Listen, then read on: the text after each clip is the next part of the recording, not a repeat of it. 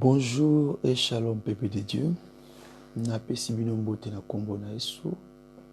Tikale susu nzambe wana apambola moko na moko oya se disposer na tango oyo pona kolanda biso en direct. Nzambe wana lisusu ayeba na kopambola moko na moko vraiment. Lolenge boyebi ko se disposer lisusu vraiment na ngonga otope na tango oyo pona ko passer susu vraiment na biso en direct na kati ya service oyo. Parce que ezali loko moko ya habitude te, ezali loko moko ya facilité, ezali ngolu to pe grâce au nzamba sali biso vraiment na kati ya présence na ye. Yango tozali vraiment reconnaissant lisusu kubelema na présence ya nzambe o apesi biso pema vraiment. Tika eti nzambe apambola moko na moko oya yebi ko se connecter vraiment na tango o pe na biso elongo.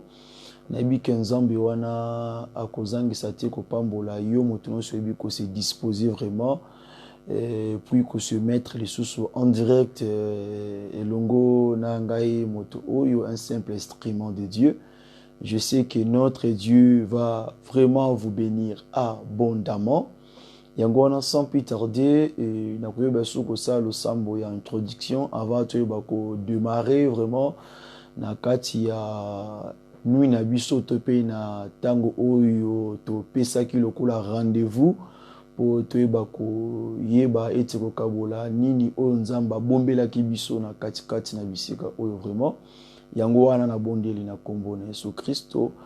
Père de gloire, Sabaoth, le Dieu tout-puissant, Adonai, le Dieu créateur, Seigneur, le souverain sacrificateur, Seigneur. Merci pour cet moment, pour cette opportunité que tu nous as donnée, pour cette grâce que tu nous as fait, Seigneur. Papa, Seigneur, ce n'est pas quelque chose de l'habitude, Seigneur, mais c'est ta grâce. Mais Seigneur, c'est par ton amour que nous te sous la présence de Seigneur, parce qu'on a contemplé ta main puissante, parce qu'on a contemplé ton amour, parce qu'on a vu ta bonté parmi nos Seigneur. Papa, tu fais ça qui programme, papa, tu bongi ça qui Seigneur, que tu recoutes na tango opona okumisa kombo na yo. Mais à comprendre les chrétiens, l'homme propose, mais c'est Dieu qui dispose, Seigneur. Et nous, on avait proposé, Seigneur, mais yo qui nini ou que s'est passé na tango opena RO, Seigneur.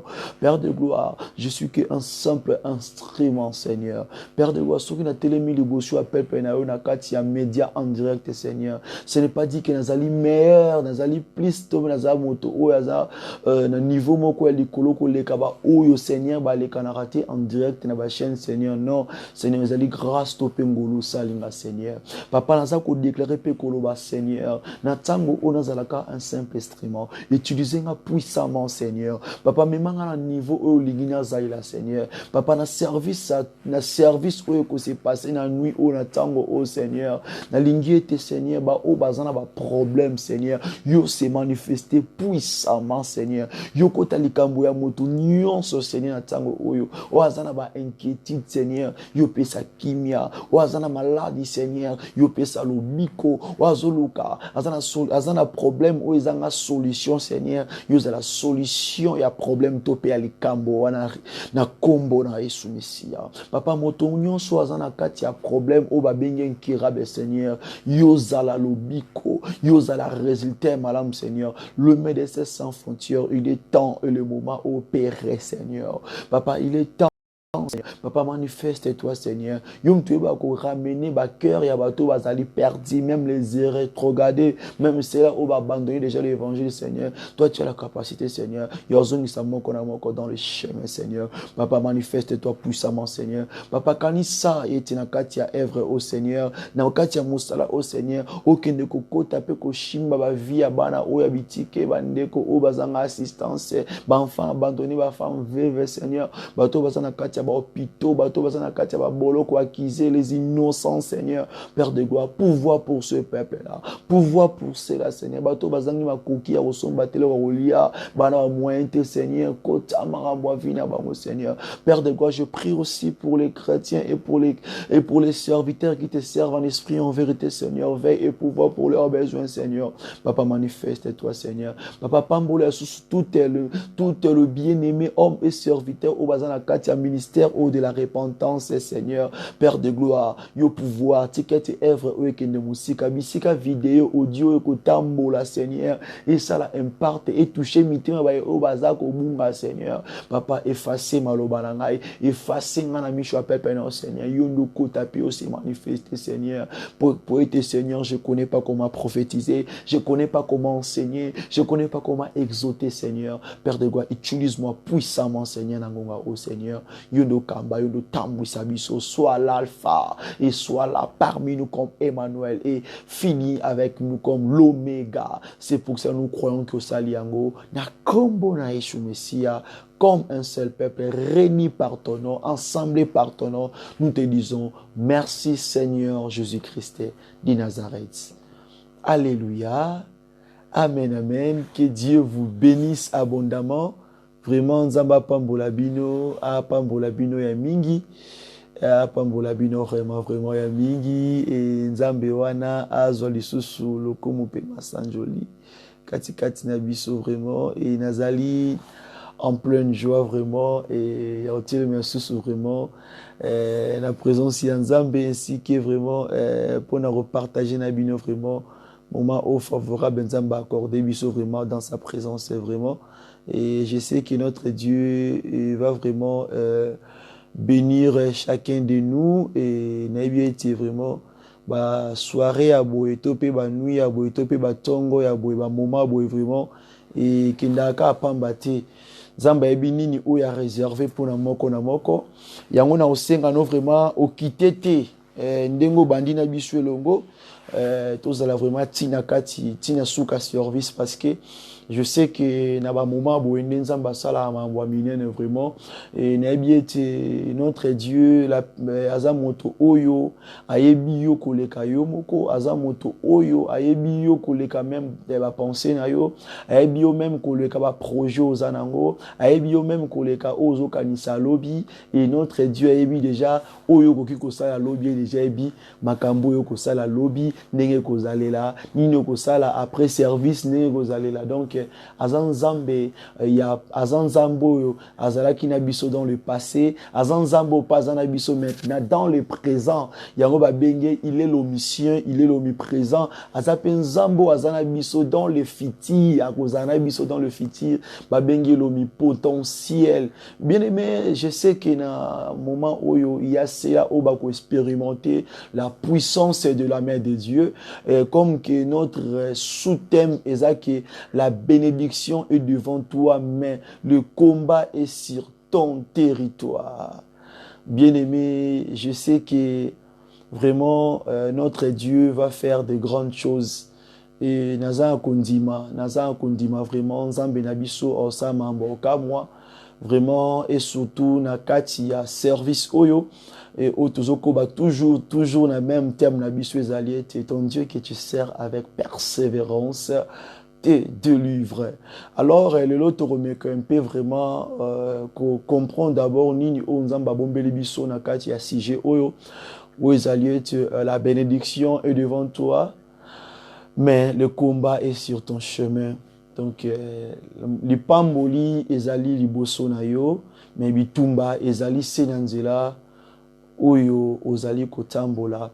Alors vraiment nayebi que notre Dieu est vraiment juste et fidèle et un message ou apesi biso na kati na bisika oyo naza sûr que za pona ndeko o azolanda ngai eza pona bien aimé o azolanda ngai na tsango o message o eza vraiment pona yo et nzamba bi pourquoi lingi kaka donc yo yamba maloba oyo donc yeba que tu ne seras jamais déçu Et parce que Jésus-Christ est au contrôle. God is good all the time. God is good. Yamona lobi susu vraiment you are welcome in the presence of God. Vraiment you are welcome. Donc in the presence of God. Donc tu es vraiment le bien ou bien la bienvenue dans la présence de Dieu. Il n'y a pas vraiment beaucoup à parler vraiment. Et vraiment nakati ya sujet oyo nelo kwa liboso oyo esengi toyeba d'abord, il faut d'abord connoter la bénédiction est devant toi, mais le combat est sur ton territoire.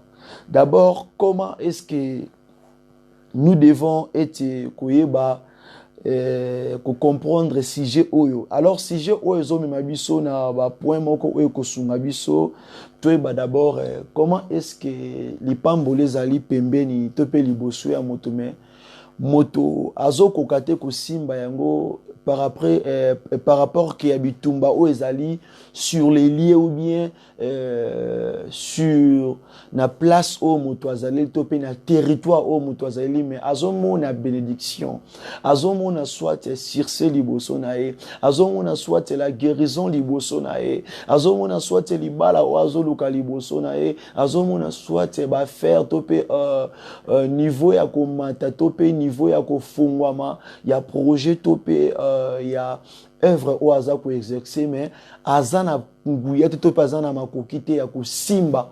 Donc le premier qui est de toucher et de vivre maintenant cette bénédiction. Donc problème est abisika wana parce que on batu minga lobake nando sali kamwe komeka pene pona simba yango vraiment na perdre cop wana ka boye na perdre libala wana ka boye na perdre donc marché wana ka boye donc ozomona mtobi amona na ye mais ce komika pene simba donc facile donc facilité zabisika ya ko perdre donc c'est-à-dire que il y a des combats où ils allaient sur les lieux ou bien dans le chemin au moto il y a des combats, vraiment des combats sur lesquels que sur le peuple de Dieu, vous allez voir qu'il y a des personnes au bazo de la vie des fois. Donc bazo resta toujours vie na même place na même lieu où yazali donc mto bandela kaka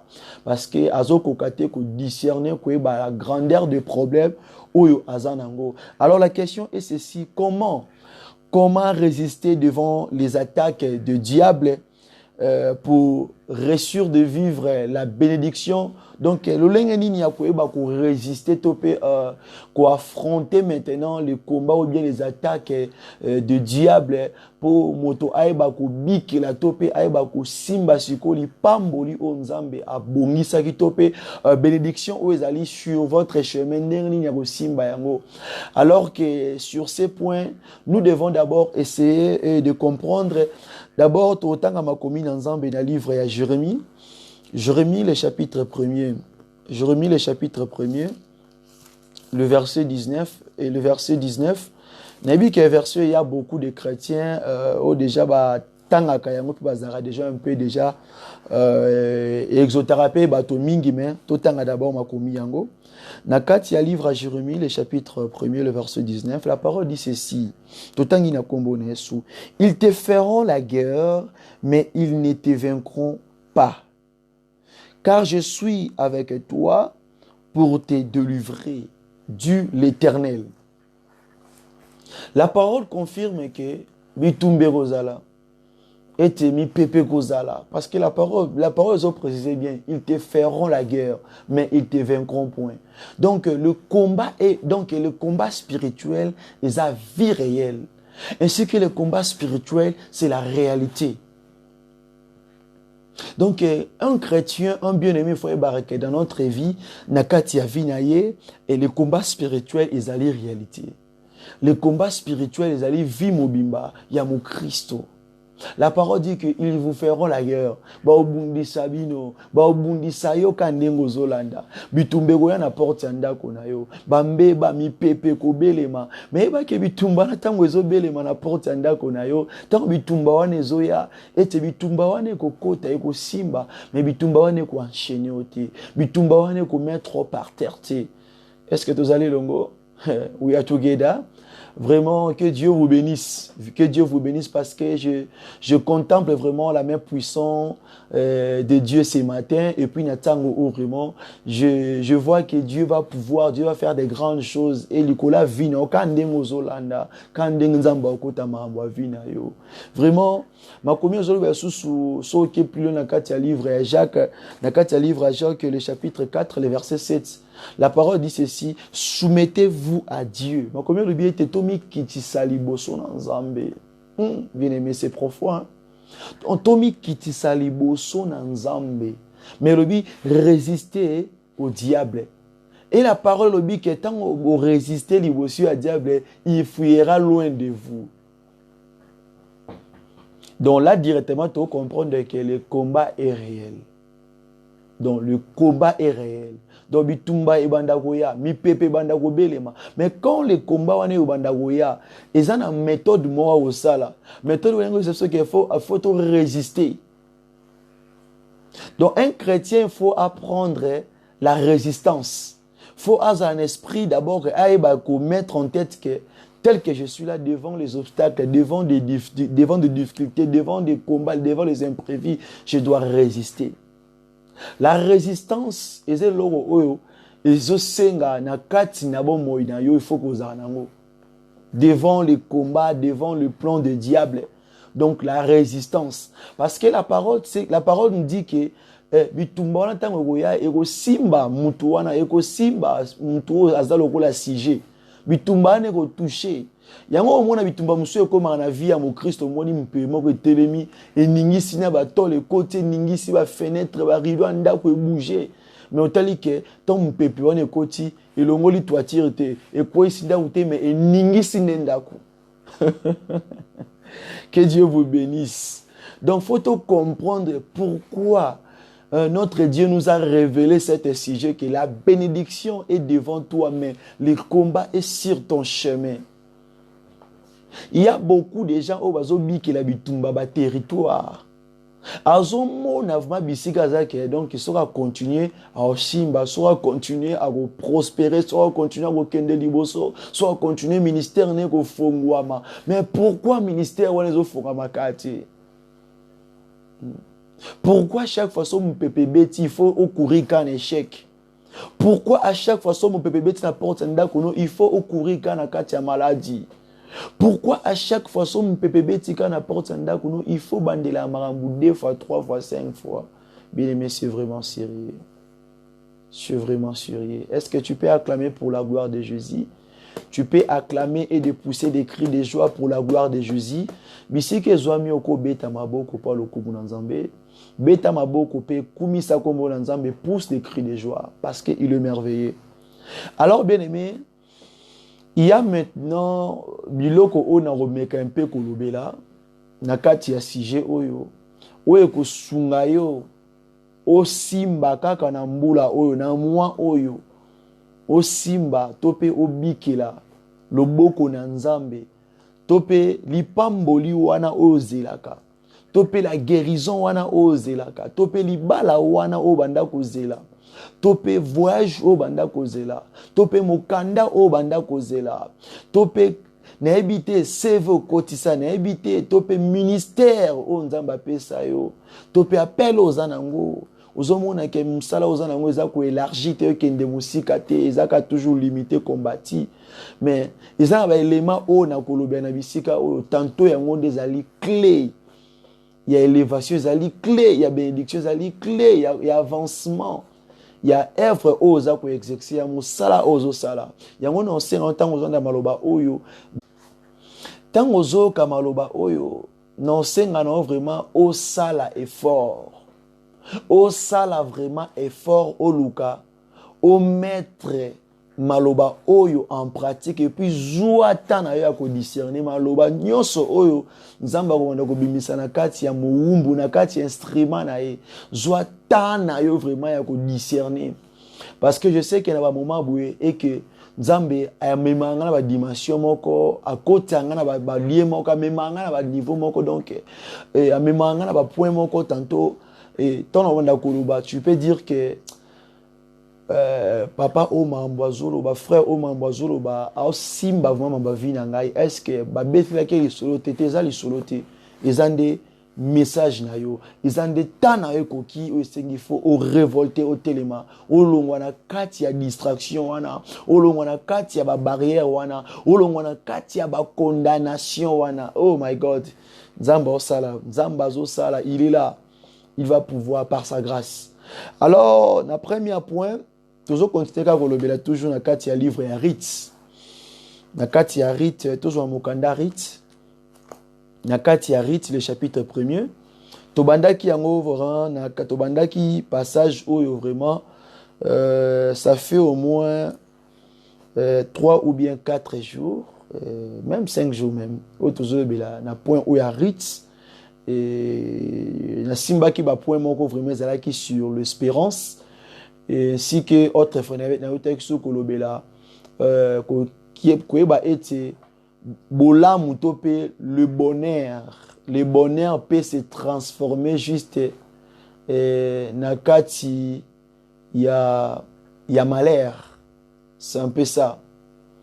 Alors nayebaki pe ko simba quelques sujets, quelques points pour na kosunga lisusu bandeko mususu bandeko kolanda biso po bayeba mpe ko comprendre nini oyo esengi vraiment kosala to pe koyeba ke ete oki kosunga mutu pe na vie oko aider mutu na vie mais yeba ke ezaka te même mutu wande akoki kosunga yo tabo akoki pe kosalisa yo mais keba autre bonheur pe ekomaka pe malheur. Donc lelo na continuer quand même message yango mais na sujet o Nzamba pesi biso vraiment la bénédiction est devant toi mais le combat est sur ton chemin ou bien sur ton territoire. Vraiment sotozui na kati ya livre ya Rite. Na kati ya livre ya Rite. Na kati ya livre ya Rite. Na kati ya livre ya Rite. Vraiment la kati ya livre ya Rite, le chapitre 1er, le verset 4. D'abord, veuillez m'excuser, je devais répondre à un message qui est là. Et tout ça, nakamoko irigeant awa, et namon bakomelinga awa vraiment. Et vraiment, nous devons assister avant de continuer vraiment. Et ça, nakayende komoko awa, akomeli biso awa. Botika natanga nanu message yango et vraiment bote ba ko assister pe na niveau ya losambo et vraiment la sœur vraiment zali vraiment malade wa komeli biso message natango et vraiment en a posé assistance à prière. Alors je suis obligé et ok toujours un message de comment ça comme les bisouawa et vraiment et ok merci. Ok, merci.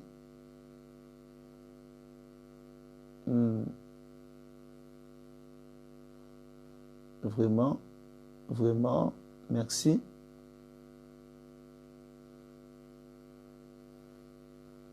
Ok, merci. Ok, merci.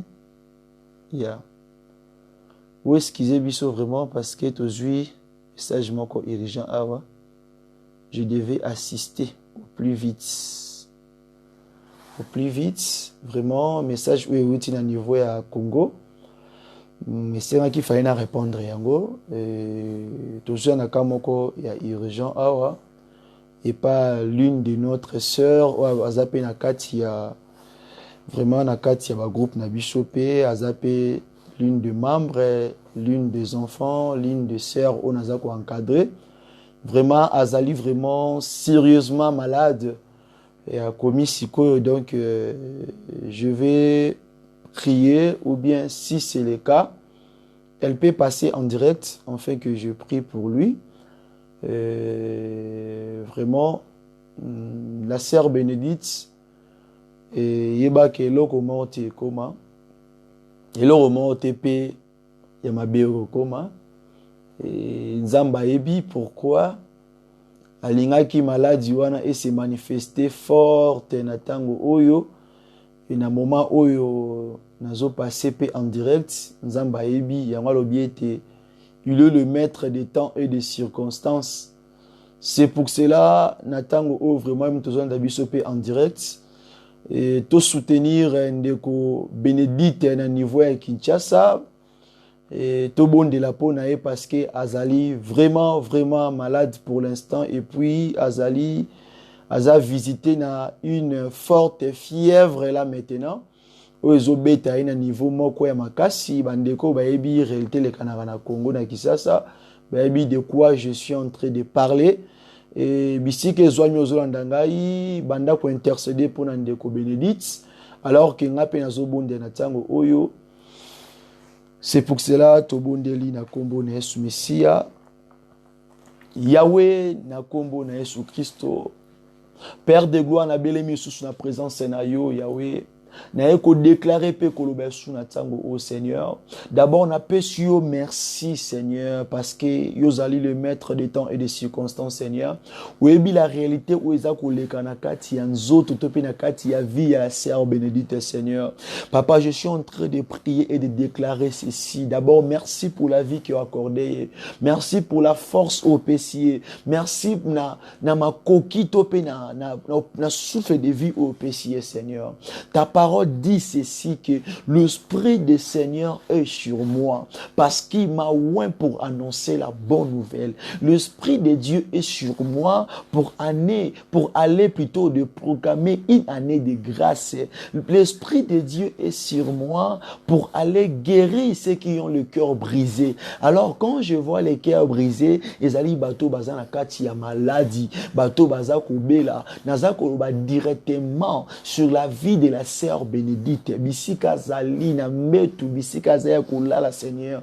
Papa, l'esprit qui opère la guérison instantanée, la guérison où ta que pas na yo, où t'es pas médecin, t'es pas banganga te Seigneur, mais où t'es pas na yo, la guérison divine.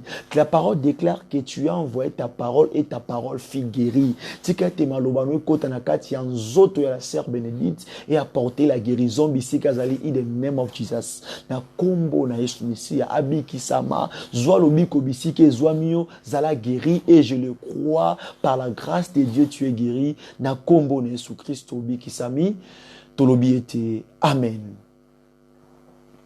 La sœur Bénédicte obangelo roté, notre Dieu a déjà pourvu, notre Dieu déjà a pouvoir. Donc lobiko ezali déjà partage na yo.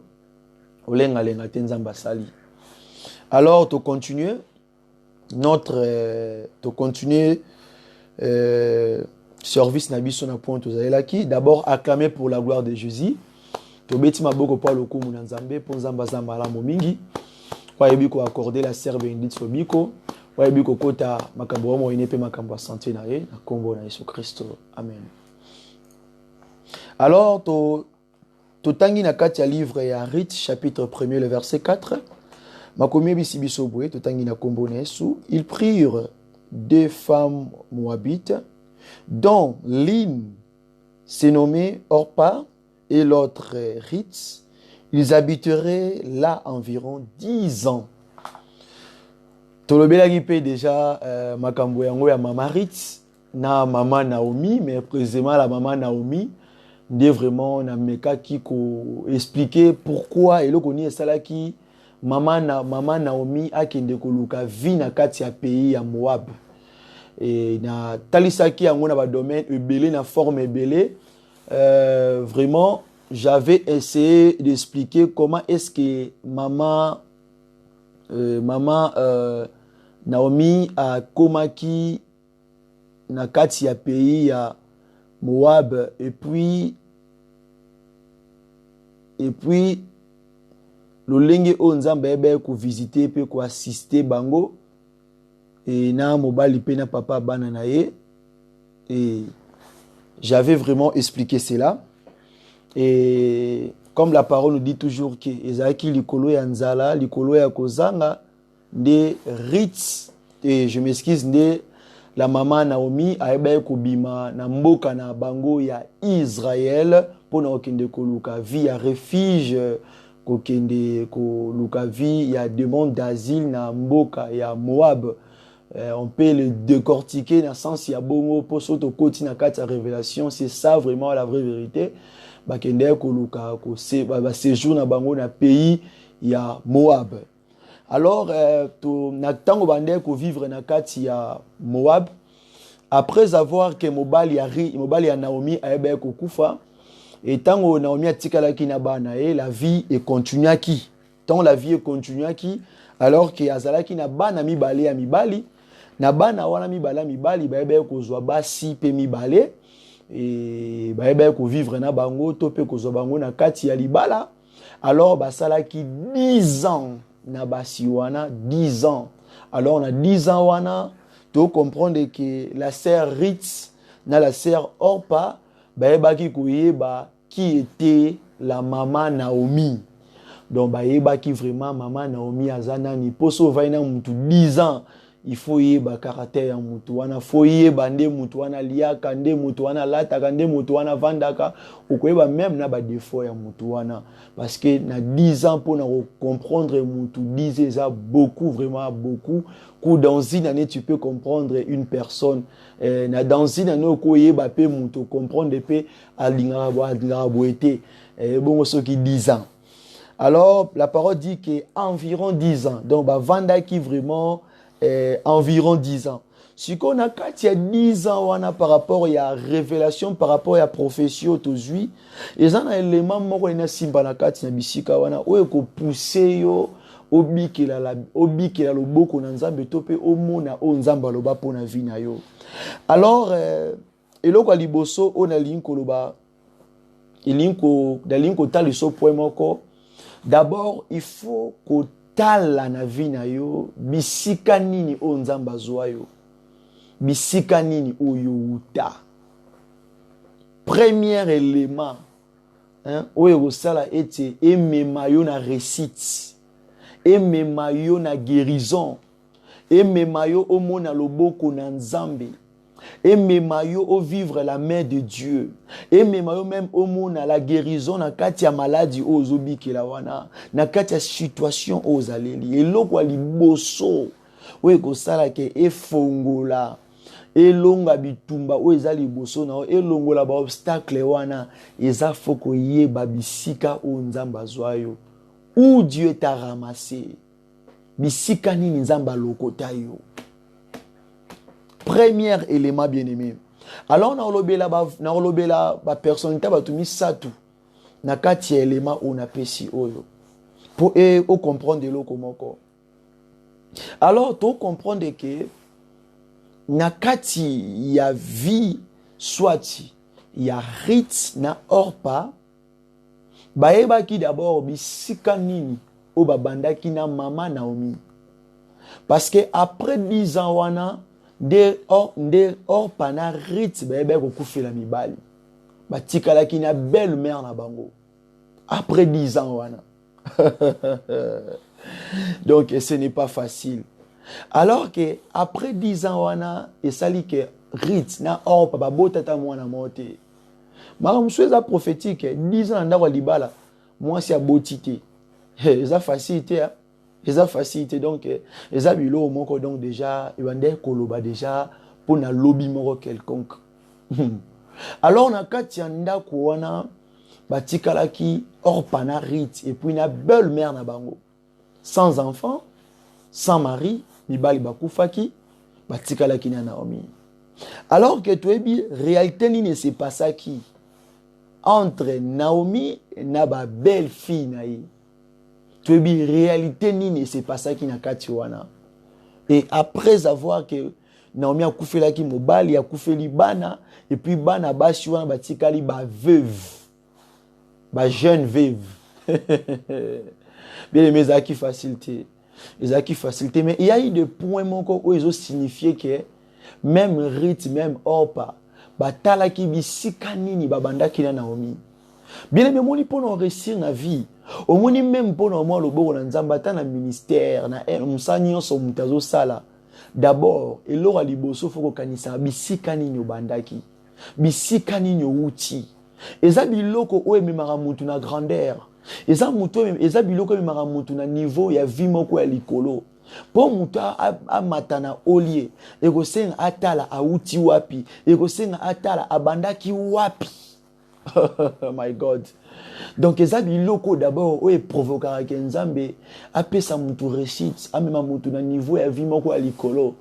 Nayebi ke bisiko zolanda ngo zo comprendre parce que ça ba tu mingi déjà ba bossa na bisika o ba uta. Batu mingi a déjà influence tato akoma na Europe, akoma na Amérique, azana Asie, abosana bisika wa bima, abosana village na bango, abosana libota na ye, abosana bato basungai na tango pasi, abosana même bisika oyo ye abande kolala tango azangaki bisika ya kolala, abosana même bisika oyo abande kolia tango azaki na lisugita azaki na EDT, bato bande ko sugina biloko amuke. Mais biloko wana ekoki ko empêcher yo bisika ozali o accéder to o vivre vie moko ya grandeur. Même si ozomona mais ozomona ozobikela wana eza o ayote. Nzamba bongisa biloko minene pona vie na yo. Dieu a toujours préparé ba projet moko bonheur, ba projet minene mais ozobikela yango te. Ozomona mais osimba yango te. Ozomona mais ozovivre yango te. O kam tumsobi ah papa Paul nako simba nanga $1000. Nako simba nanga $1500, nako simba nanga $20,000, nako simba nanga 30,000, mais nazana makokiti ya kokoma na $50,000, atana simbi 30,000, atana simbi 20,000, soka fone utiliser yango na zonga kana se. C'est-à-dire que batu wana baza jara batoyo il faut vandaka atala bisika nini ya uta abandaki wapi pa koma bisika wana. Bien aimé ozolanda ngai nayebi que tu as des combats au parfois les kanango na niveau finance na yo, ozo les kanango na niveau santé na yo, na niveau ya relation toi soit ya nzela ozo banda ki fiançailles, bo banda relation mais oko bana suka te toujours ba déception, il faut que tala no sima. Mais il faut que tala sima. Bien aimé, na point na ya Rite na Orpa devant leur belle-mère, tu comprendre que bah yeba ki d'abord que ceux qui lelo o batangi biso ba femme mariée, batangi biso basi pe na kati ya basi, eza parce que tozalaki basi ya bana ya mama oyo. Mais lelo o bana mama o bazali te. Alors, toko tika mama ka boy. Alors, cela veut dire que bazalaki na relation moko malamu entre Naomi na deux belles filles na ye, bazalaki na relation moko malamu. Bien aimé oyebi eloko nyonso e bandara bien, eloko nyonso e bandara na soit na départ moko malamu, eloko na suka e abutiraka eloko bien. Alors bien aimé na suka wana te soki na ke susu na kati ya pensée mususu bien aimé to mona ke ezaki na jeune homme bando bengi na kombo David. Bien aimé David pe ye pa utaki na vie ya pasi. David pe abotamaki na famille ya pauvre. David pe azaki moto azaki kontete na kati ya Israël. Taka moto azoboko la bibwele ya papa na ye pe azova na kati ya zamba. Donc azaki moto azaki sans valeur, azaki moto azaki kontete. Alors que David pe na point na ye azalaki na azalaki na loko azalaki na motema na ye la reconnaissance. Bien aimé, David azalaki na la reconnaissance. So na kati ya livre ya 1 Samuel chapitre 18, dans le verset 18. Bien aimé, au monde comment est-ce que David a répondre le roi Saoul? Azo ba etobi nini o ngana mérité pour na vanda na kati ya palais royal. Nini o ngana mérité pour na zala mobali ya mwana ya mokonzi. Nga moto na wuti na kati ya libota moko ya pasi. Na kati ya libota moko eza kontete. Oh my God. Bien aimé, eza biloko moko na vie na biso batu soki to bosa na babelema oyo. Parfois mona ka na vie na yo ozo refaire bilo mususu esengi obandela te.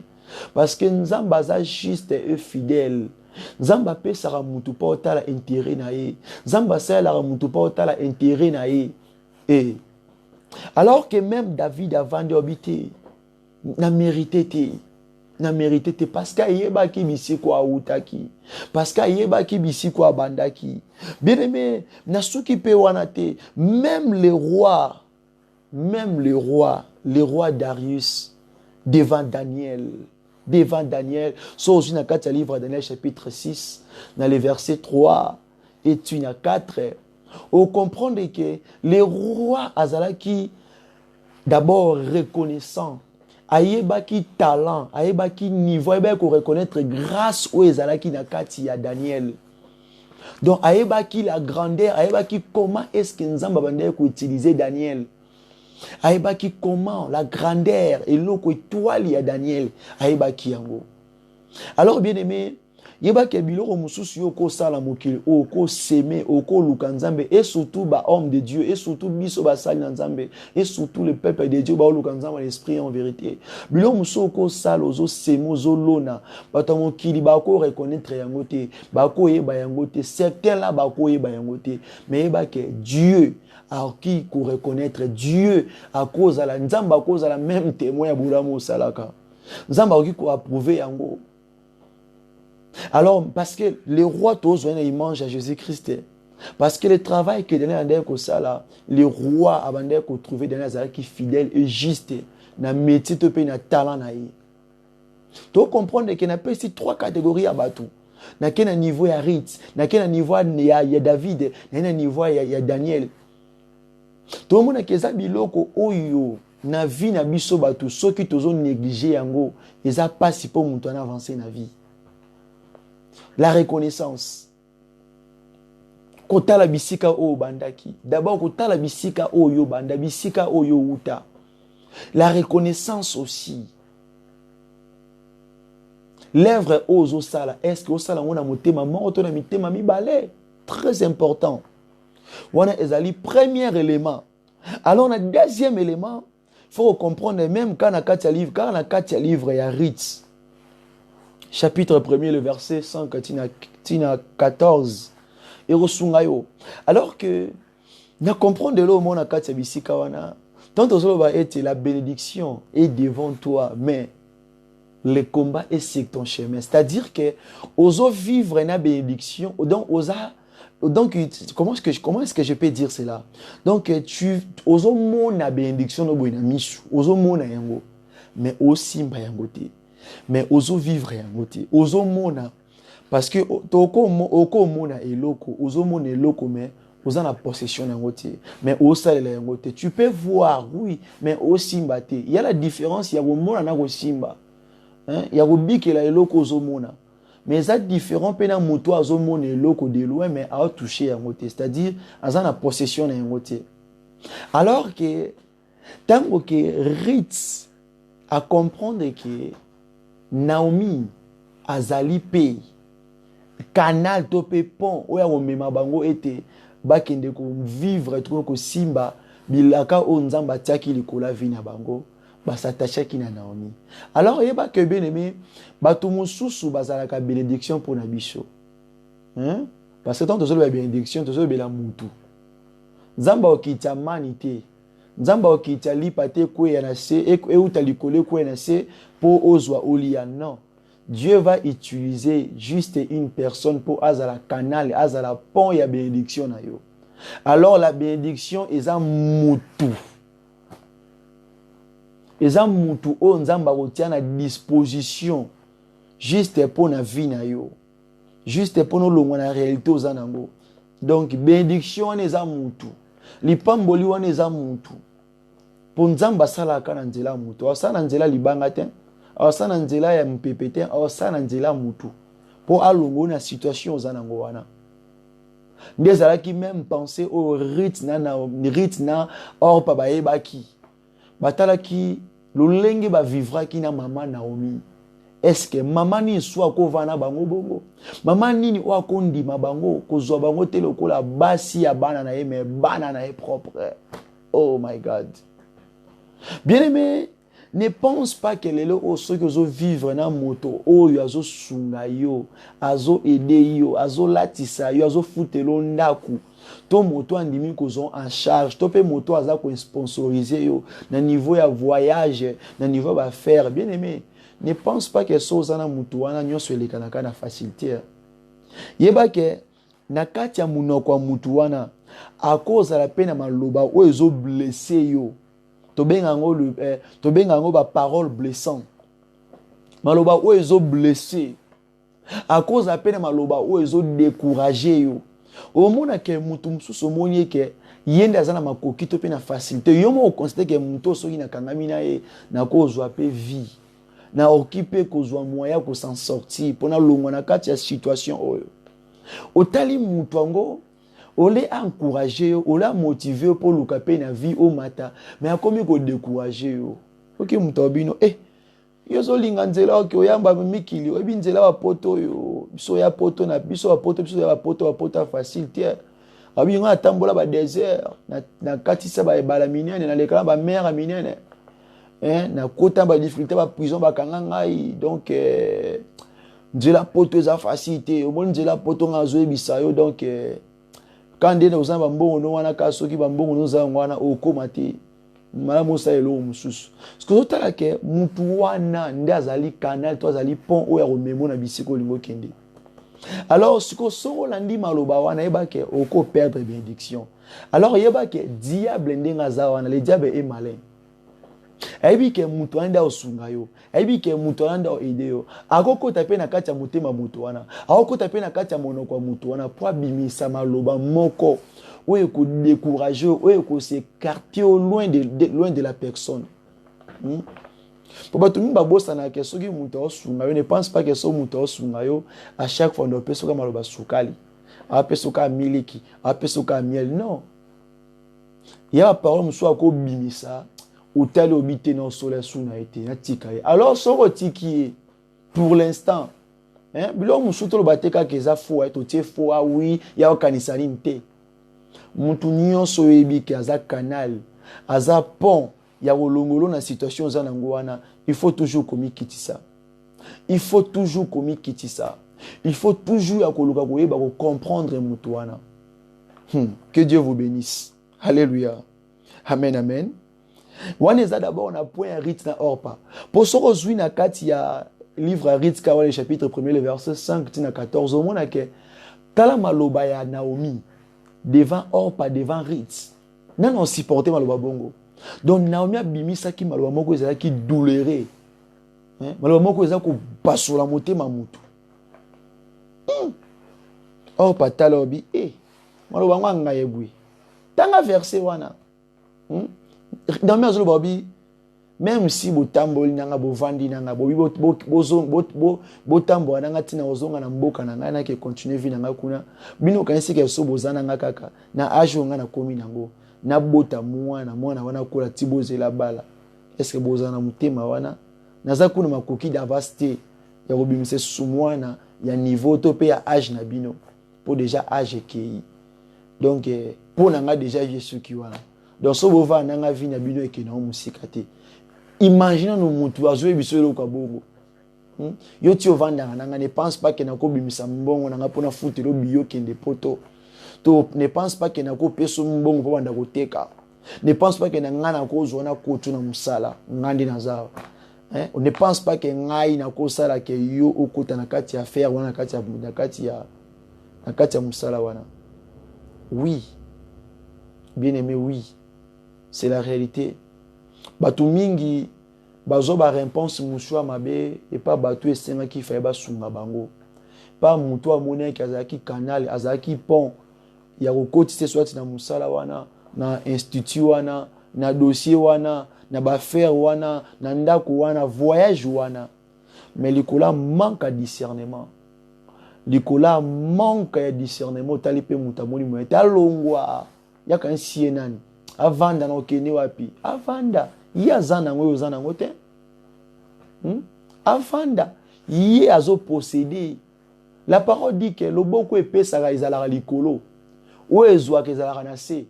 Donc etele service au signe ya soumission, signe ya komikitisa nga tuna ndeko mona bina ye soki par exemple muta fingi yo longwa yo zoba est-ce que ekanganyo ne longi ba komiki ozaka zoba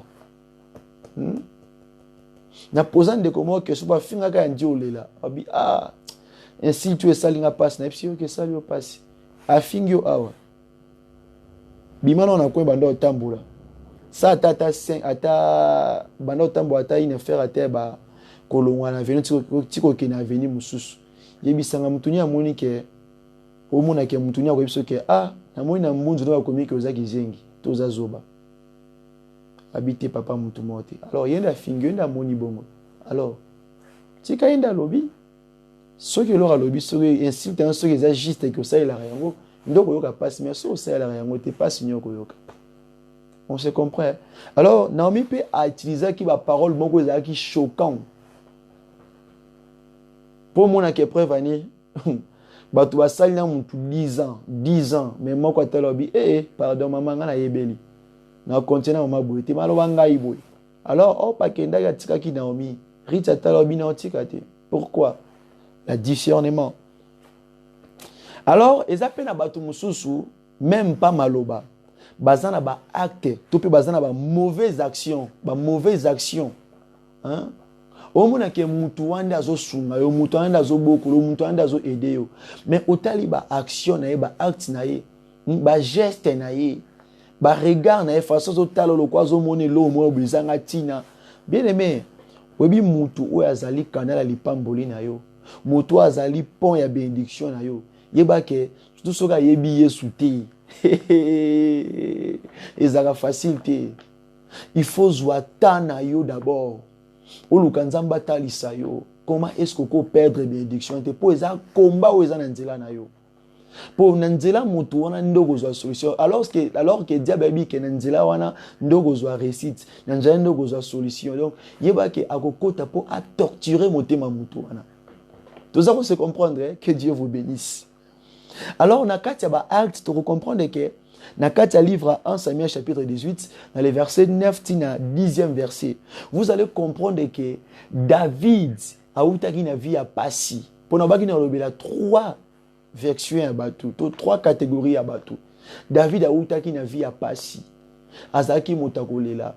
Mais Azaki à un moment donné, David a na kati ya ndaku ya Saul pona kobeta lindanda pona kobeta nule poete Saul azalaki na kati ya maladi tango andai kobeta musique wana Saul andai koyoka bien alors Saul alingaki David non lokola serviteur non lokola muumbu mais lokola mwana ne propre bien aimé Saul alingaki David lokola mwana ne propre non lo barelo komoko ne pense pas que moto akosungo na vie fois alaka papa o abotio to fois alaka mama o abotio to fois alaka ndeko bozane makila moko to fois alaka ke soit mwana no oboti non Dieu peut utiliser n'importe qui pour la bénédiction na yo.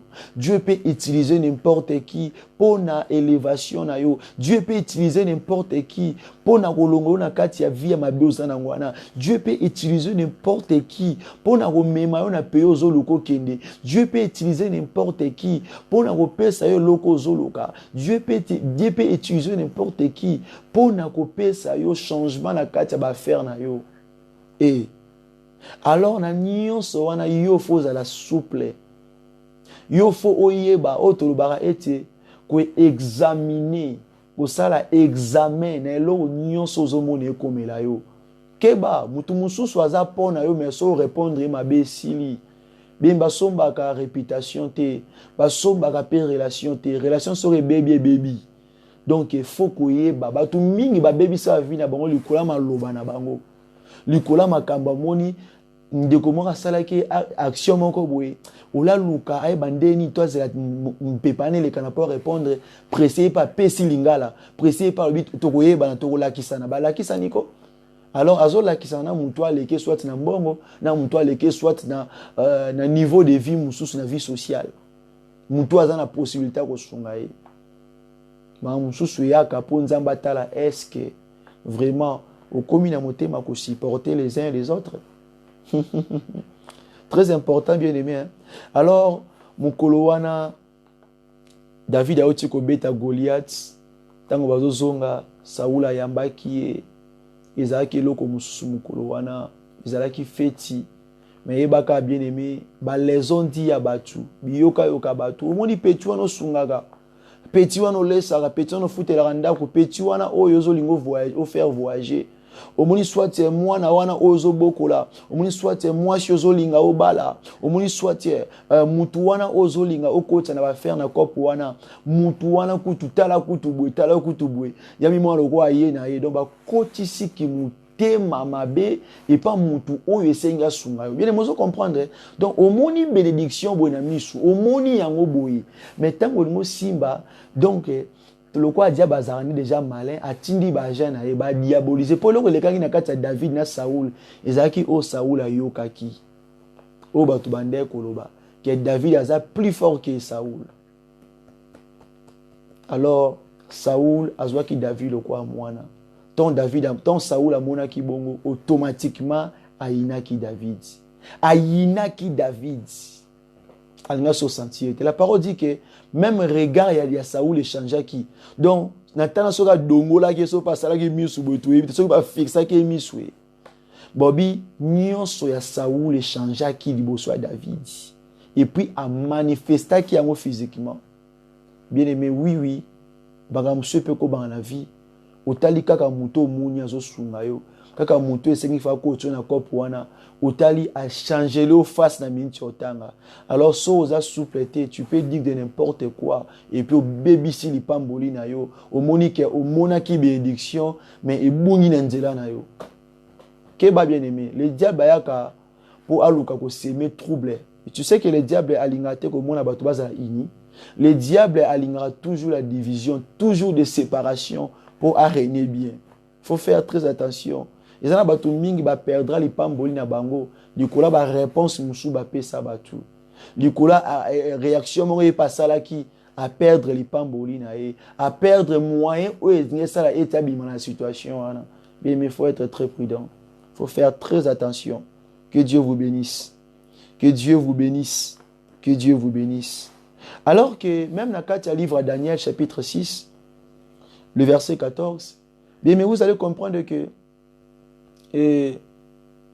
même tango bande koyela le roi Darius ba message ya mabe likola via Daniel parce que le roi Darius na bande ko sunga Daniel yende tango établir ba chef na kati ya Babylone aponaki Daniel donc azalaki point ya réussite ya Daniel mais pour na ko casser Daniel pour na ko bebisa via Daniel qu'est-ce que ba collègue Daniel basalaki ba kendaki na source bien aimé éviter mon temps bande ko sunga tika ko sungo pona nini est-ce que bi pourquoi tantôt ça pour la réponse na yo tantôt ça pour na makambo ayokaki balobaki likola kombo na yo bien aimé faut toujours vérifier na epsa bana ona tambusa na ba chaque fois que ulingate eloko yo bandi okomi na ngona suka to perdre ngoka na petebe po beti maboko aesa na ngelo te na ndako yo tongi komi ka pota 3 type po vanda obini nike nde mpepe yenge kuya na tika na otonga société to na sundola ka na position na po yo ki biloba loba ya bato non bien aimé ozala ka jara chrétien bongote tango ko moni problème ye liboso luka nzambe tali sans nzambe tozala ka ba commando parce que la parole dit que le royaume des cieux est pour na ba violent ils a pour na ba courageux il faut la violence kozala mo Christ faut la courage faut la soda yo ebi ke loko ezali kanala maram pona yo ezali réussite pona poanyo ko lingo tika ngona pete alors tant les rois ba yeko yebisi ba penser à mabe ba yeko lobele maloba be likola via Daniel pour aluka alongolé na poste wana alors les rois azaki na poste sa Daniel mabete nini asalaki ayebaki utilité ayebaki importance ya Daniel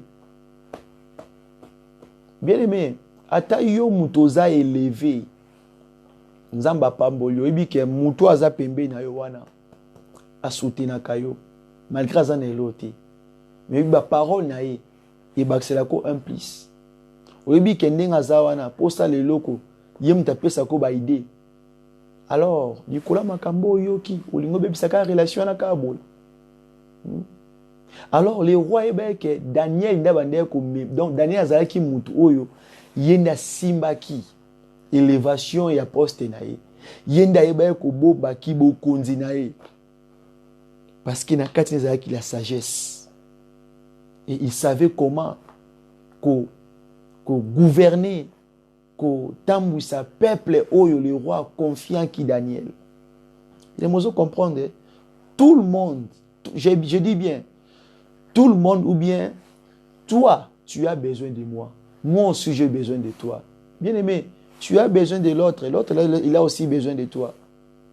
Donc, biso na biso toyebi ke tozalaka toujours na posa mutu nyonso na posa ya mutu et mutu wan toyebi jara mutu tozolobela jara mutu na zolobela boyebi jara mutu na zolobela bato musu na vie na biso oza na besoin na ye so azate ba faire esimba te so azate makamusu ko marche donc tu as besoin de lui alors yo kolinga o gâcher ka relation ka boy na oyokini par rapport à mutu wana.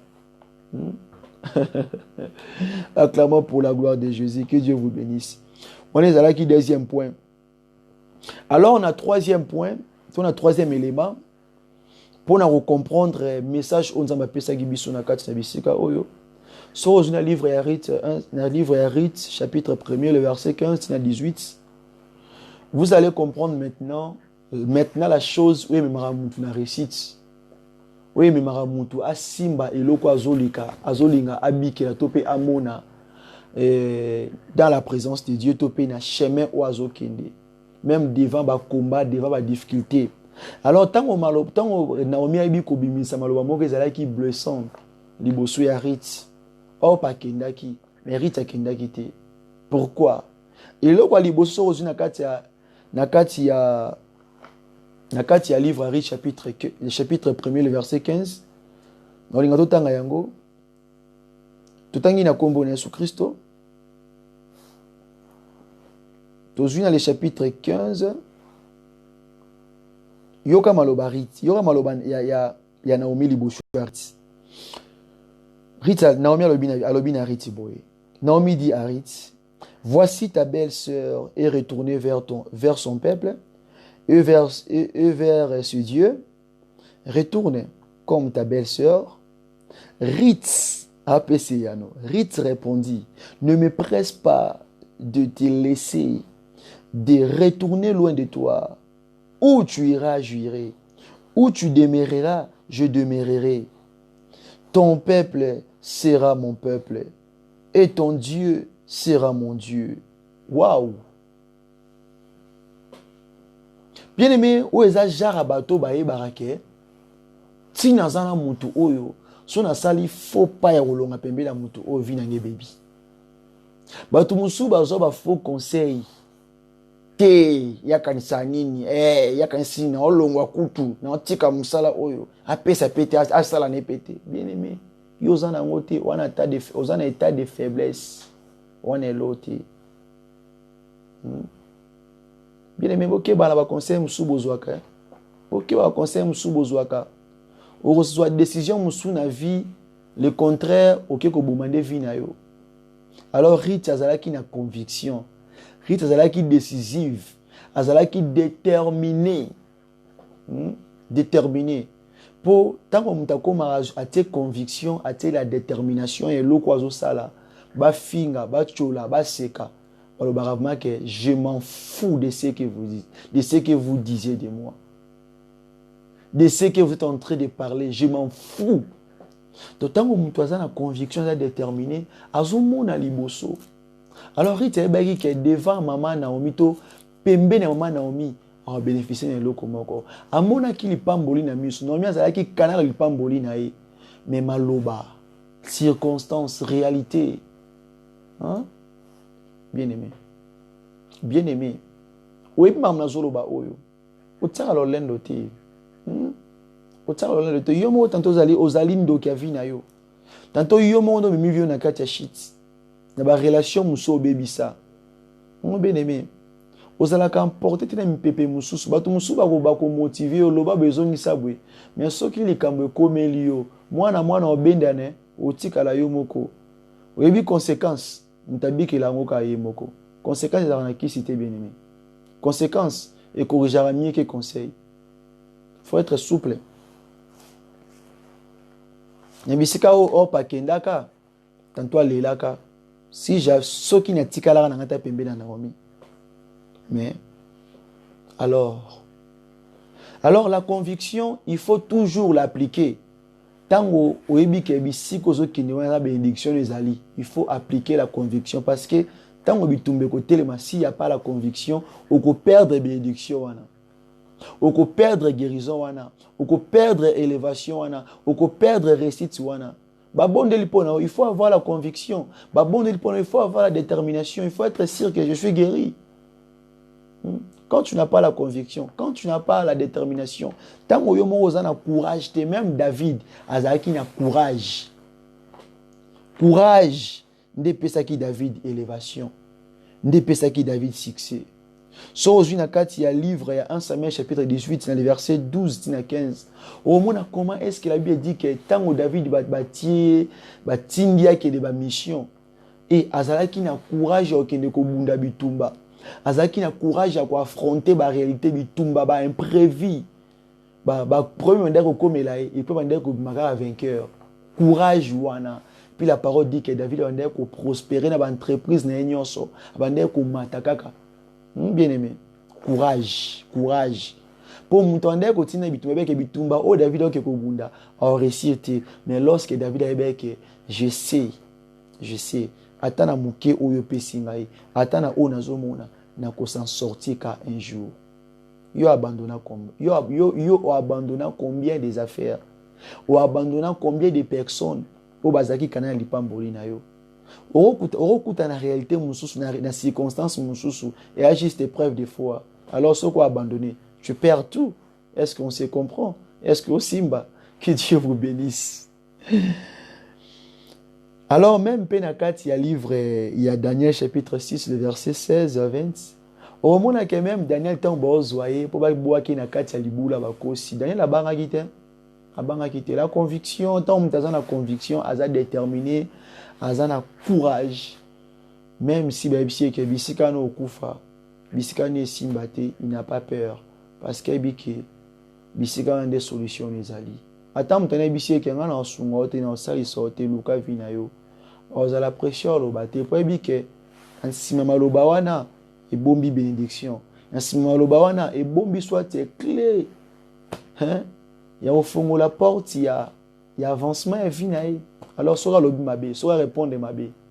Daniel a banga quitté azaki fermé a garder toujours cette assurance là.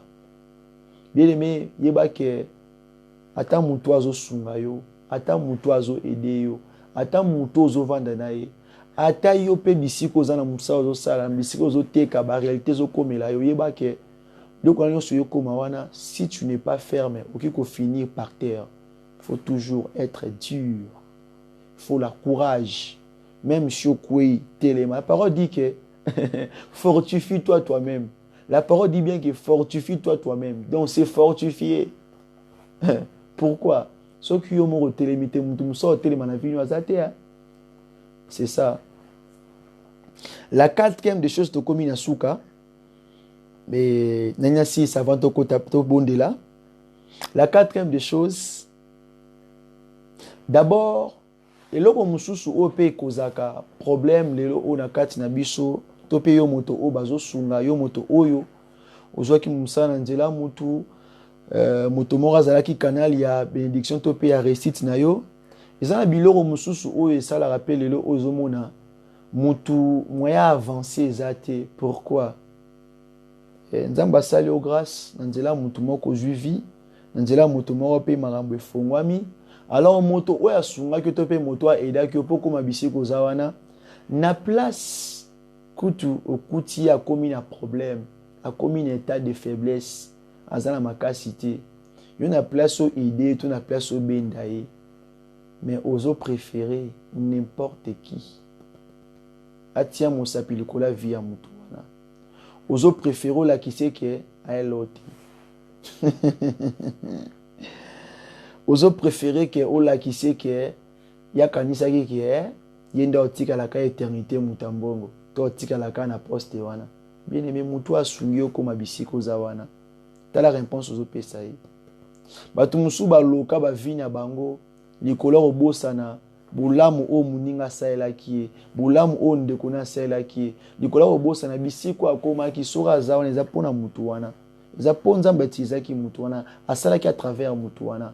Alors mutu wana akomi na kati ba difficulté yo mati au préféré au using mutu wana au préféré au utiliser mutu wana au préféré donc bien aimé ça fait mal. Alors même Ruth ayebaki ke Naomi azalaki na état de faiblesse. Tanga ndimba benga ye Mara. Abi appelez-moi Mara naza sou Naomi te pour vine komaki na ba amertume, vie komaki bololo, vie komaki mingai.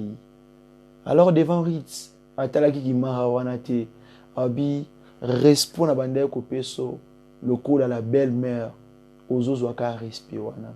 Koute za ko bongo te je te prends comme ma mère. Bien-aimé, moto oya aidé yo, moto oya sungi yo na tango ya pasi, o sepelaka te na malheur na ye. O sepelaka te na shit na ye, écoute le contraire et ça la pasi. Écoute le contraire et ça la pasi. J'insiste, o sepelaka te na malheur ya moto oya sungi yo. Jamais bien-aimé, ne sois pas content na malheur ya moto oya sungi yo. Na moto oya aidé yo. Na moto ya benga ki otoka na bisika mo ndai ko souffrir abenga ko mbisika ya zali yo ko mbisika wana obandi ko travailler o matio leke na musika o profiter te o tie musapi na misto o matela e keba n'oublie pas que et pas nzambe droit de naissance e kontaka et pas nzambe moto ya bandaki liboso e kontaka nzamba respectera biloko wana e bara yango moni ezalaki yango esengaki te que Jacob a prospéré esengaki fazonga na sia makula ya na ye amikitisa pour a prospérer. Donc Dieu a yebaka les droits de naissance atandenge nini na profite pas na faiblesse ya moto asunga yo mingi ba mona ba malheur likola vie na bango pour akanisaki akomi me akomi te abeti tolo. Même David so otangi na kati ya livre 1 Samuel le chapitre 26 dans le verset 8 tina kokita on comprend que tango David a eu quoi apprendre que et baebisie que tango parce que conflit na bango kolaki makasi entraîner Saoul mais David alinga ki te ko profiter to ko tia loboko ne likola via Saoul. Parce que Saoul a dit que David a dit fort pour les cailles, a dit makas pour les cailles. Mais David a dit moto nda sunga kinga pona vendre na palais royal. Moto nda longola ki libota na ngata nga pasi na kokite ko zongi sele mabe. Bien aimé, moto oya sungi yo. Soko lingyo sale mabe. Yeba ke nzamba ko beta yo na place yenda si asimba yo. To na place ya lobela nzambe pe bolamu amunte lobaka. Bolamu ekufaka te, bolamu epolaka te. Bien aimé. Batumusu ba boma ba vina bango parce que abosana ki le bien fait oya mutu wana saela ki mazaki pressé kozongisa mabe na mabe atala ki simate il a oublié toute la bonté oyo muninga sala ki likola vina e. Alors un jour l'un des soldats de David batala bambi oh même okondi oh Saoul bango batamaki na kati ya grotte na kati ya libanga monene bandeko ko kima eyoma. Alors Saoul bandeko ko luka a exterminer bango nzamba ko sala ete Saoul ko leka na kaka bisika David abatamaki pe azalaki yemo ko en plus. Alors l'un des soldats David a lobi ete mokonzi yokana mokonzi tala nzambo salelaka a livrele yo munguna oyo bandeko ko luka a livrelo ye na maboko bu facilement. Alors ce que j'ai aimé, David a dit, Saoul n'est pas mon ennemi. Saoul, c'est un oint de l'Éternel. Je n'ai pas le droit de mettre ma main sur sa vie. Pourquoi? Ayeba kike. Moto wana malgré tengami, malgré bien aimé. Moto oya sungi yo moto a idona to ya pasi. Bien aimé, yeba ke moto na zanzambe te, a Saint-Esprit te, a moto lokola yo, c'est-à-dire ceux qui a zappé na berrer na ye. Dieu peut utiliser moi si ndumba pona sungayo. Dieu peut utiliser motoma sanga, un ivre pour sungayo. Dieu peut utiliser un idolâtre pour sungayo. Dieu peut utiliser même un sorcier pour sungayo. Dieu peut utiliser même motozo mone mabe bandi pour aider yo. Siko ceux qui ont joué le kobanda koluka olingi siko o jouer siko o sakane par rapport ya état o yazaleli po za mutama sanga za mwasi ndumba za boye. Nzamba obeta yo bien-aimé. Nzamba ande kotala attention à David. Oh tala la parole dit que esprit mokolo oyo jalousie kotaki entre David et Saoul. La parole dit que l'esprit mauvais de Dieu. Donc l'esprit mauvais de Dieu et anima qui Saoul. My God. Et puis le même esprit, l'esprit de Dieu est là qui sigo na kati ya David. Donc même Dieu a joué dans des rôles.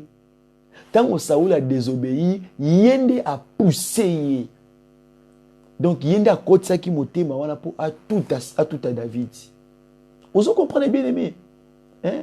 Et on peut comprendre que malheur monsieur comme la vie na yo, nzambe ndaza au terre nango. Azotala yo ou quoi agir comment? La parole dit que l'esprit mauvais de Dieu, pas diable mais l'esprit mauvais de Dieu. Donc mokolo wana diable kota ki na motema Saoul parce que nzambe da pesa que autorisation. Et Dieu savait comment est-ce qu'il va animer le cœur de Saoul. Vous comprenez bien aimé?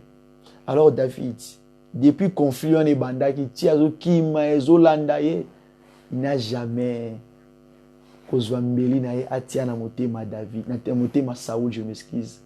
Il n'a jamais fait cela.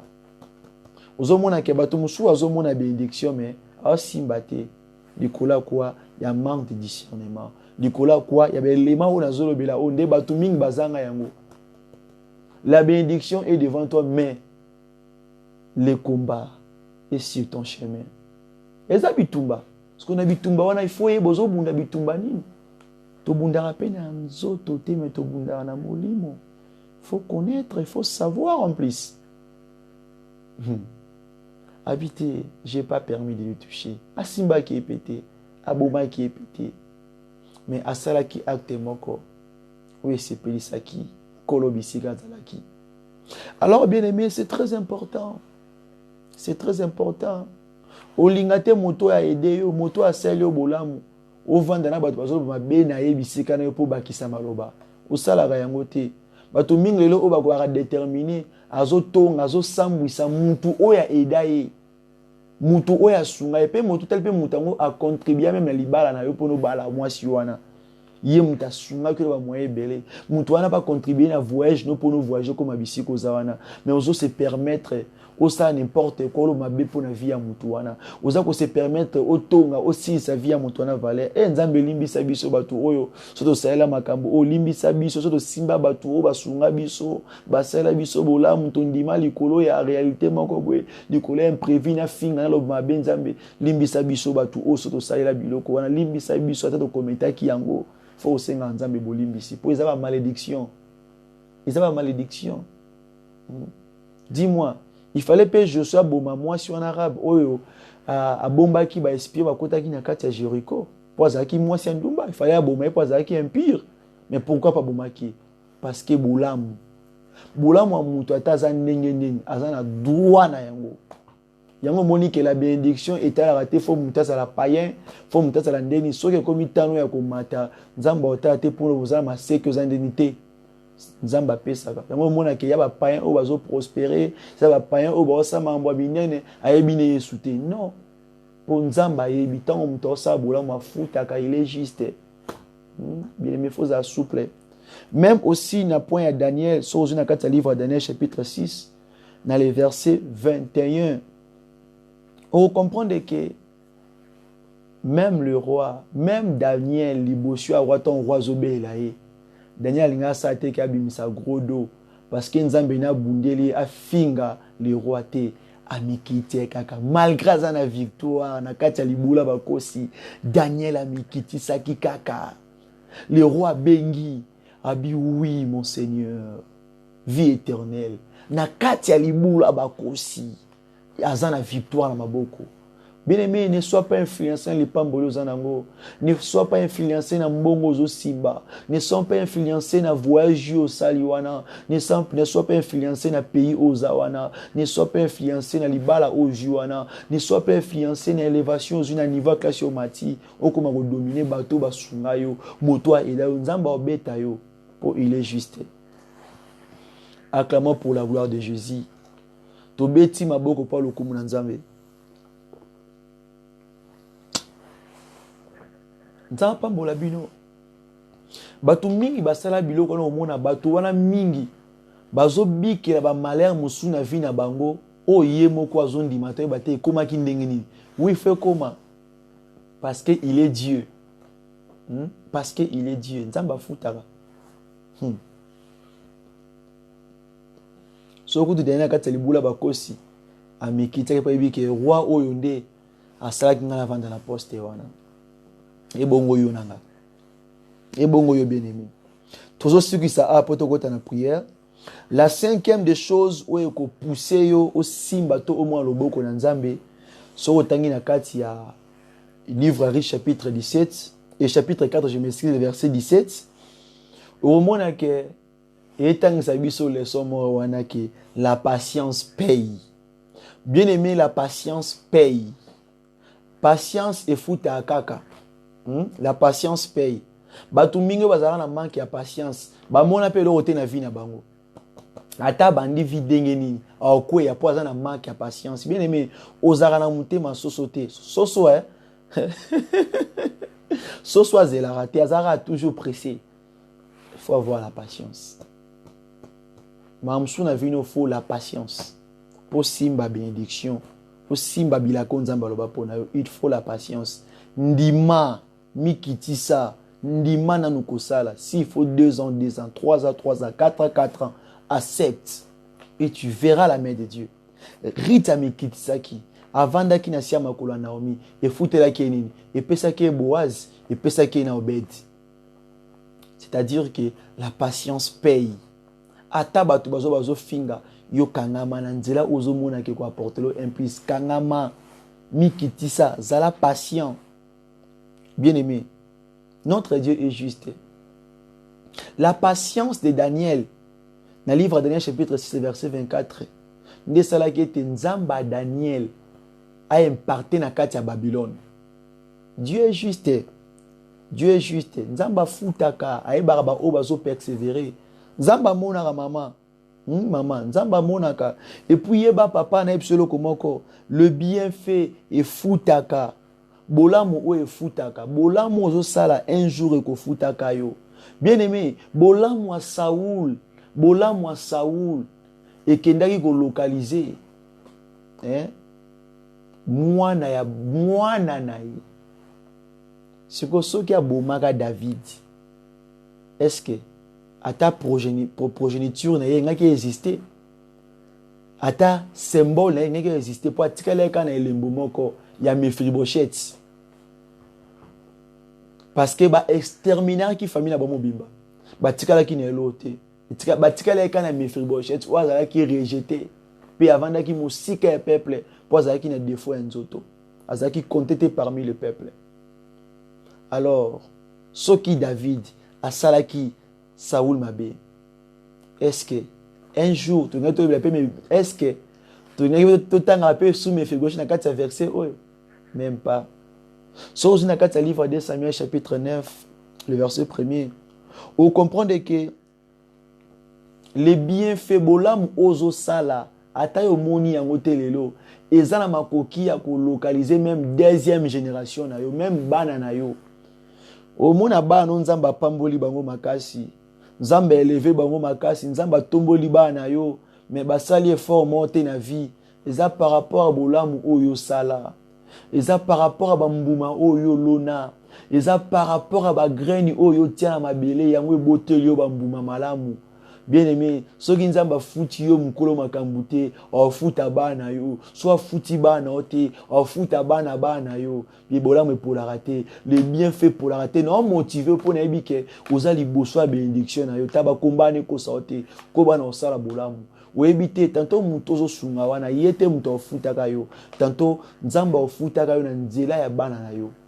Tantôt pe muto ozo sunga wana soki ozo respecter maloba na oto ozo finga ke er nyonso olingi osale mabe tantôt yenda kokundaka yo lobi tantôt yenda kosunga bana o lobi tantôt yenda za pe canal ya aza point élévation ya bana yo. Bien aimé mokili eza vice versa. Dans la vie, il y a les hauts et les bas. Et il faut comprendre que tu as toujours besoin de lui. Lui aussi, il a besoin de toi. Okanisate mutwe, arana posa muto. Moni li sapimoko e okomile sayango. E okoki komile sayango mo côté. Musapimoko e okoki kosokola nzoto o mobimbate. Ezana posa ya oyo, ezana posa oyo, ezana posa oyo. Ezana posa tous les cinq doigts ezala complet. Pour ezala la force. C'est profond. Quand on moni, autre thèse le bar que l'union fait toujours la force. Alors, yebake eloko moko bolam ozo sala, ba bonne œuvre ozo sala, lelo oyo.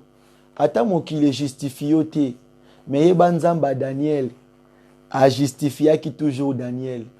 Ba bonne œuvre na yo, ndeko loba na place yo loba. Yo koloba mingite.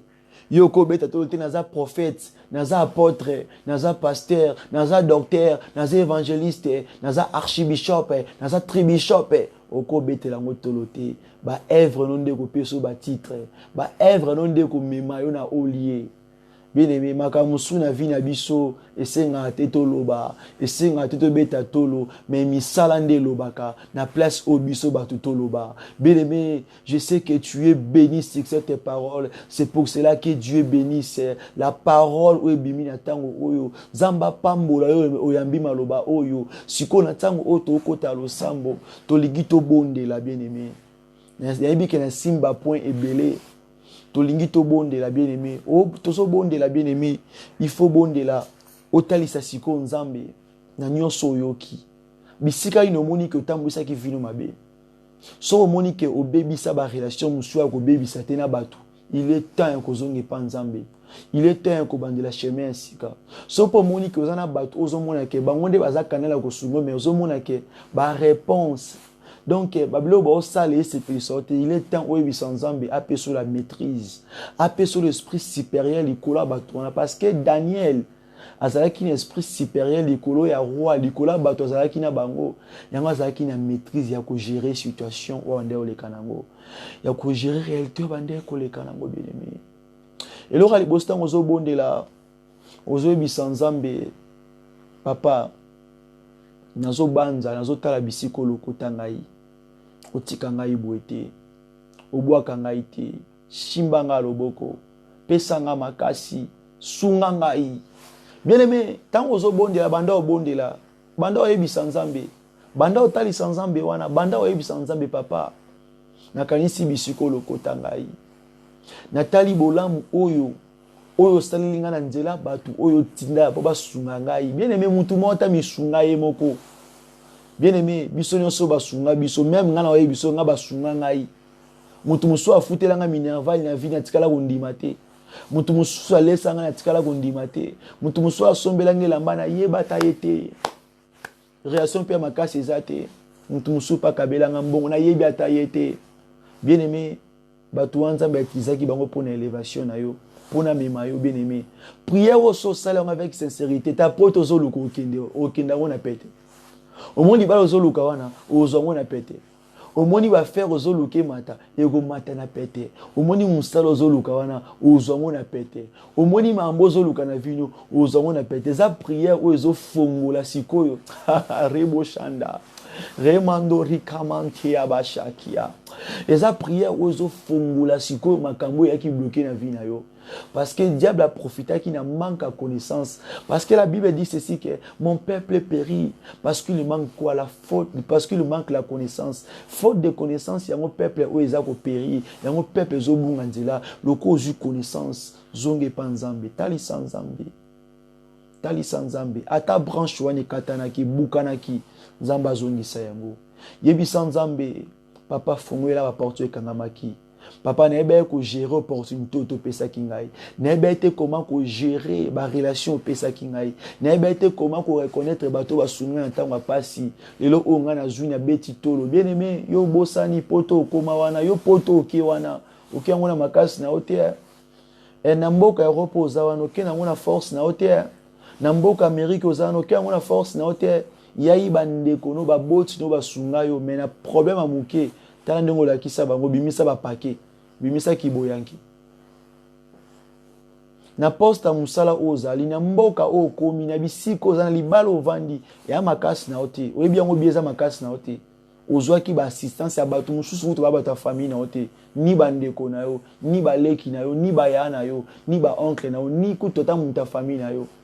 Mais Dieu a utilisé ces gens-là pour ba sunga yo, pour ba aider yo. Mais tala ba réponse au pesa bango na sima. Eza biloko eko blokaka un jour tango zo mona be induction be zo simba ngote yo bandela kaka lo barata na portugais segunda villa donc ozo refaire toujours biloko à deux fois ozo bandela ka des choses ozo restart toujours des lives two times donc ce n'est pas bon yebi sanzambe banda bondela nga zo motiver kaka bondela tali sanzambe olinga te bitumba ne longa yo c'est là Jérémie 1:19 où ezoloba été ils vous feront la guerre, mais ils vous vaincront point. Tali sanzambe, lobela nzambe, pendant temps o amuketi kali, bondela bisike zwamio, si s'agit au tambola beta maboko, si s'agit au lanase banda koluka nzambe, banda kolobela nzambe, ozala emporter la malilité, ozona ndanga na tango o bien-aimé bondela, osala bolamu quelque part, tisiko moni, résultat malamu te, o aider bato sungi, bato zo mona kake, yo toujours mabezo koma kaka yebi sanzambe, ya tangwa futa yo, atana nzela bato te yo sungaki, atana nzela mususu, nzambe ezaka obligé te ka so sunga mutana ile fa futa yo, non, Dieu peut utiliser n'importe quelle connexion pour alongo dans situation wana, yebi sanzambe, lobela nzambe, tala natali malili yo te, malili ya makasi na mboko nazali, mais na telemi, po na ka nzamba apesa nga message, apesa nga eloko ko déposer pa na yo, yango na yo ko tikelo yango, mukumba na auto pe bénédiction na memelo yango, joie yango nzamba apesi yo, nzamba apesi yo maloba na ye, de yango bénédiction, nzamba bina pesa yo maloba na ye, de yango nde ko pesa lobiko, nzamba bina pesa yo maloba oyo, de yango solution ba problème na yo, bénédiction que zo mi obondela, oyebi ndengo tambwisa ki vi na yo, na lobaka et à chaque fois diable azana nguya te likola ba moyi na biso batu. Mais ceux qui ont beaucoup PC accès comme la possession, mais bon de la bisike zoamio, beta maboko, banda ko intercéder, banda ko lukanzambe, banda ko lobelanzambe, banda ko talisaye, yebisa nzambe na simba point et benazana sujet kuta ko pesa o tenir requête o pesa yo. Yo moko bondela par rapport à Matéa Oyoki, par rapport à message Oyoki, bien aimé prie là où tu es, pray in the name of Jesus, bondela bisike zoamio. Merci Jésus, talisan zambe lobelanzambe wana. Yebisa nzambe wana, merci. Yebisa nzambe lobilaye. Yebisa nzambe. Yebisa nzambe wana lobilaye. Bondela bisike zwami yo. Yebisa nzambe wana zoyoka yo. Talisaye lobela nzambe. Mais il n'est pas encore trop tard parce que tu vis encore, tu peux tout refaire. Oko bandela. Total na vie nous athée. Ozo bondela bien, bien aimé, ozo bondela bien, tali sanzambe bola mosala, yebi sanzambe, nazo mona bénédiction, nazo mona nzela voyage, nazo mona nzela libala, nazo mona nzela réussite, nazo mona nzela élévation, nazo mona nzela mosala, nazo mona nzela guérison, nazo mona nzela na ngai ko avancer na œuvre de Dieu, mais non ko ka simba yango te, non ko ka kota te parce que ba barrière etelemi liboso na ngai, bitumbe belemi liboso na ngai. Habiter circonstances ni nous les kanango je sais pas I don't know yebi sanzambe lobela nzamba zo kayo pray in the name of Jesus lobela nzambe wana tali sanzambe bien aimé tali sanzambe o ezata malama ko lobela nzambe ko bana obondela yebi sanzamba zo kayo na kombo na Yesu Kristo. Père de gloire, Père de gloire, ta parole dit Nakati à livre Psaume 23, Ezoloba est l'éternel et mon berger, je ne manquerai de rien. Ce qui n'est que plus loin, Ezoloba est oui le bonheur et la grâce nous accompagneront tous les jours de notre vie et nous habiterons dans la maison de l'Éternel. Père de gloire, mon nom soit adressé par requête. Abondeli nanga elongo na bishu elongo na kati ya plateau na kati ya studio oyo. O palandi bishu en direct. Akati pongi era musala se privé bona luka yo Seigneur. Père de gloire, kotali kambwa moko na moko wa s'adresser prière epai na yo Seigneur, lo sambo epai na yo. Na yebi ke bato mingi bazomona me ba osimba te, ba oyoka me ba vivre ngo te. Père de gloire, et comme tango yo fongola, et comme tango pesa lo biko, et comme tango kotali kambwa moko na moko, et comme tango pesa récite, manifeste-toi Seigneur, likola vie ande konyo so akati pongi na ya l'amour qui peu importe ba ozwa ande konyo so ozwa message oyo. Père de gloire, yozana makoki ya kusala o moto asala raté Seigneur, manifeste-toi tikati na kati ya service oyo moko na moko ya solution likambo oyo bande ko déranger via moko na moko. Que ta volonté soit faite, que ton règne vienne na kombo na Yesu Messia, et je crois que tu l'as fait. Ndimie tozu contrôle via moko na moko. Ndimie to telemi ramanti ya bashanda yokoti na kombo na Yesu. Jéhovah agir le Dieu pouvoiraire. Jéhovah Rapha le Dieu guérisseur. Sabaoth le Dieu qui combat pour son peuple. Shama, tu es là na via moko na moko na kombo na Yesu Messia. Lokolo sali yango tondimiete tomuni yango Sabaoth tondimiete tu es là na kati ya via moko na moko na pokwa na tango oyo na butu na tongwa lelo na moi oyo tozo confesser lobiko to confesser récite bisike zwa miopiga mikono beta maboko pona lokumu na Nzambe que nous clap for Jesus beta maboko pousse des cris de joie, pousse des cris de joie, il est merveilleux.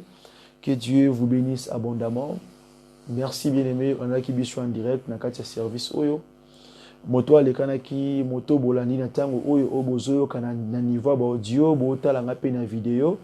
Kombo na ngai le frère Paul Bouakassa, un simple instrument de Dieu. Et je suis missionnaire de Christ. Naza missionnaire kati na nkolo. Nous kaka musala Nzambe selon œuvre apesi ngai. Nazo tambusa pe nazo kamba ministère de la repentance. Et na kati ya réseaux sociaux et puis nazalaka toujours aussi le bienvenu na kati ya ba établissement na bino na kati ya ba etonga o bobengisaka ngai na ba église o na lekana pona sa mosana Nzambe nazalaka toujours la bienvenue le bienvenu et toujours vraiment nayaka pona sa à l'œuvre de Dieu et vraiment na komisi kombo Nzambe o apesinga makasi otema liboso na bino. Vraiment, merci à Mingi, aux ana question, aux ana motuna, aux ana posa assistance à prière, aux ana posa la partage, nanga itopeto solo la, contacter nga itope komela nga plus mieux que tout compte, komela nga na compte email na ngezali paulbouakassa@gmail.com. Donc ce mieux que tout lukanga tawana pour ba numéro ko changer mais one eza compte nanga vraiment yango na utiliser ka compte vraiment na email nango vraiment. C'est un peu ça. Sauf pour l'union région par appel. Au Benga na plus 264 81 78 59 140. C'est ça mon numéro. On a utilisé pour l'instant ici. Et je suis là et je vis pour l'instant. On a toujours dans Namibie. Si vous voulez osa toucher Namaloba Oyoki, osa toucher Olingi